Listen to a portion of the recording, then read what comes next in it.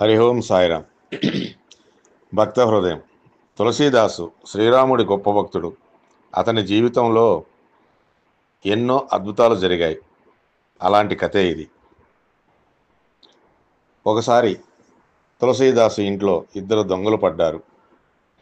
ఇంటి వెనుక వైపు నుంచి గోడకు కన్నం వేసి లోనికి వచ్చారా దొంగలు. పూజ గదిలో వెండి పంచపాత్ర, ఇతర సామాగ్రి సంచిలో పెట్టుకున్నారు. ఇంటి లోపలికి వచ్చిన కన్నంలో నుంచే బయటికి వెళ్ళడానికి ప్రయత్నించారు. కానీ బయట ఇద్దరు వ్యక్తులు విల్లనంబులు పుచ్చుకొని కాపలా ఉండటం కనిపించింది. దీంతో లోపలికి వచ్చేశారు.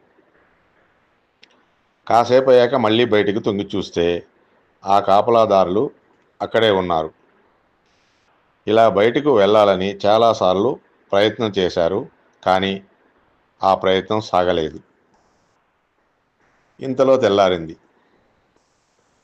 ఎప్పటిలాగే తులసీదాసు స్నానాదులు పూర్తి చేసుకుని పూజ గదిలోకి వచ్చారు.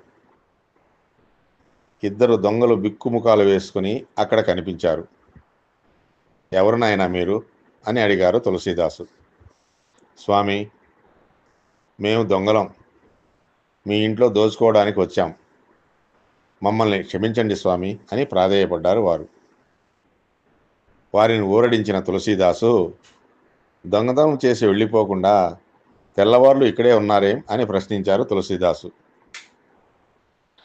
ఏం చెప్పమంటారు స్వామి, ఈ గోడకు ఆవల ఇద్దరు సైనికులు విల్లంబులు ధరించి ఉన్నారు.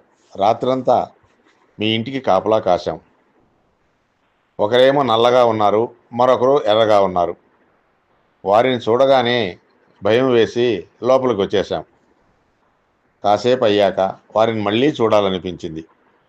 మళ్ళీ బయటకు వెళ్ళడానికి ప్రయత్నించాం.